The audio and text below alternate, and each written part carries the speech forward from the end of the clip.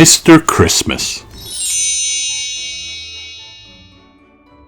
In my snow-covered cottage at the South Pole, I was having breakfast. Christmas pudding. That frosty morning, as I was popping the last piece of marmalade-covered plum pudding into my mouth, there was a knock on the door of Mistletoe Cottage. When I opened the door, I saw that it was the postman. "Hello, Percy," I said, "coming out of the cold." "Don't mind if I do," replied Percy. "There's a bit of a nip in the air today." "I've got a letter for you," said Percy, "and as it has a North Pole postmark, I suppose it's from your uncle." Everybody at the South Pole knows about my famous uncle who lives at the North Pole. "Good old Father Christmas," I chuckled. "Haven't heard from him in ages." "Well," remarked Percy, "thanks for the warm-up. I had better be off now." I opened the envelope. "Dear nephew," read the letter, "I hope all is well down there. We are busy as usual up here, getting things organized for Christmas. Wow. Which is one of the reasons I am writing to you. Can you help? Each year I am finding it more and more difficult to get round all those Mr. Men. There seems to be so many of them all over the place, and I was wondering if this year, as a big favor to your old uncle, you could stand in for me. Hoping you can help, your ever-loving uncle." That very evening, I put through a long-distance call to North Pole 253. "Hello?" "Ho, ho, ho!" chuckled a rather deep, rumbly voice at the other end of the telephone. "Father Christmas speaking." "Hello, Uncle," I said. "Your letter arrived this morning, and I'd love to help." "Oh, good for you," the voice rumbled in my ear. "If you have a pencil and paper, I'll give you the Mr. Men's names and addresses." "I'd no idea there were so many of them," I said. "Do you think you can manage?" asked my famous uncle. "I'll lend you a couple of reindeer if you like." "Oh no," I said. "I can manage." I read through the list of Mr. Men while I was having supper. "This is going to keep me busy," I said. "First things first," I thought to myself. "The first thing I need is transport. The first thing to do if I need transport," I thought as I chewed, "is to talk to the wizard, Wizard Winterbottom." The following morning I set off to see the wizard. It had been snowing again during the night, and I was quite out of breath by the time I arrived at Wizard Winterbottom's castle. I must say it's the biggest castle I've ever seen. Mind you, it has to be big because Wizard Winterbottom is a giant. And there, goodness knows how many times taller than me, stood the huge figure of Wizard Winterbottom. "Wow! Christmas!" he boomed in a voice that made my head spin. "How nice to see you! Come in, follow me." "Now," thundered Wizard Winterbottom, "what brings you here on a cold winter's morning like this?" I told him all about my famous uncle, and all about how I'd been asked to help, and all about the Mr. Men, and all about where they lived, and all about the fact that I needed transport, special transport. "Huh," retorted the wizard. "Can you help me?" I asked hopefully. "Yes," he said eventually, "but I can't do anything until the middle of next week." "Thank you very much," I replied. "Goodbye," I shouted, but he didn't hear me. He was already too busy thinking. Exactly 2 weeks later, I paid a return visit to the enormous castle. "Hello, Christmas!" boomed the giant voice. He took me into his kitchen, lifted me up onto his enormous table, and set me down with a bit of a bump. "Here's your transport," said Wizard Winterbottom. "But that's your teapot," I said in bewilderment. "You've heard of flying saucers?" He laughed. "Well, you're looking at the world's first flying teapot." "Gosh," I said, "how does it work?" "Tea bags," came the thunderous reply.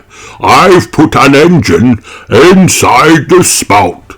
All you do is refuel every 1,000 miles. And you can fly at up to 3 times the speed of sound." We took the flying teapot outside the castle and I pressed the start button in great excitement.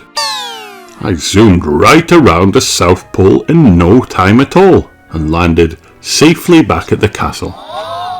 "Well?" asked Wizard Winterbottom. I was lost for word. "Fan-dolly-tastic," suggested the wizard. I grinned. "Abso-jolly-lutely," I replied. That evening I sat down and made a list of Christmas presents for all the Mr. Men. Another list. A very long list. I didn't finish until 3 o'clock in the morning. I spent the next week and a half wrapping up all the presents, and before I knew it, December 24th arrived. Christmas Eve. It's going to be a long day, I thought to myself as I packed all the brightly coloured parcels into my flying teapot. It was snowing lightly as I took off from the South Pole. That Christmas Eve was indeed a very long day, and a very long night too. And the moon was just disappearing over the horizon of Loudland when I delivered the last of the presents to Mr. Quiet. I was quite exhausted. Christmas morning dawned and all over the world everyone started to open their presents. At 7 o'clock, Mr. Fussy opened his present. 365 yellow dusters, one for every day of the year. At 7:05, Mr. Small opened his present. 1 jelly bean. Gift wrapped, banana flavoured, a feast. At 7:10, Mr. Greedy opened his present. A cookery book entitled 1001 Ways to Roast an Ox. Mr. Greedy licked his lips and rubbed his tummy. At 7:15, Mr. Tall opened his present. Socks. Striped socks. The longest, stripiest pair of stretchy socks you've ever seen. At 7:20, Mr. Muddle opened a packet of cornflakes. Funny sort of present, he thought to himself, not noticing his real present.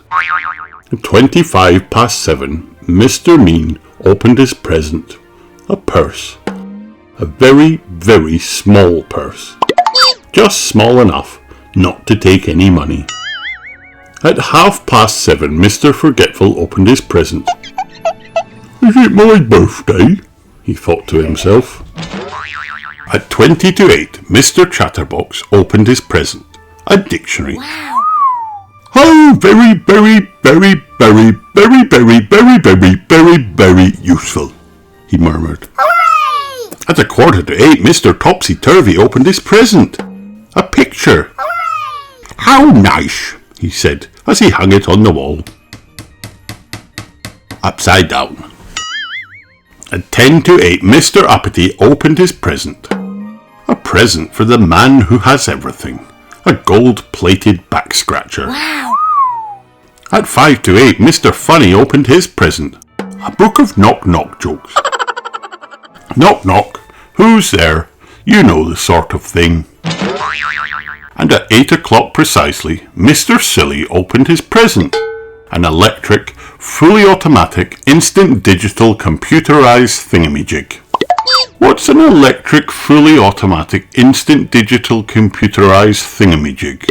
I have no idea. Just after 8 o'clock that Christmas morning, the telephone rang. "Hello?" rumbled the voice. "Hello," I answered. "Happy Christmas." "That's me," laughed Father Christmas, "and a happy Christmas to you too." Ho, ho, ho! "And that's me too," I replied. "How did it go?" Father Christmas asked me.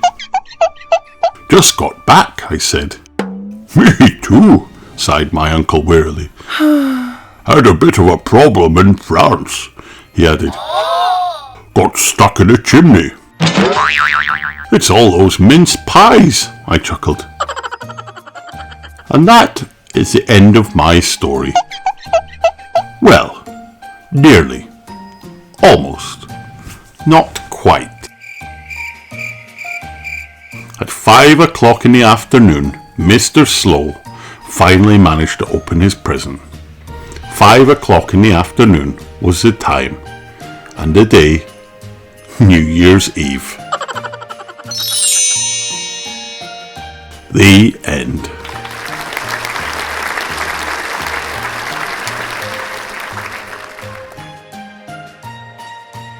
Hi kids, did you have fun watching this video? Then like and subscribe for more.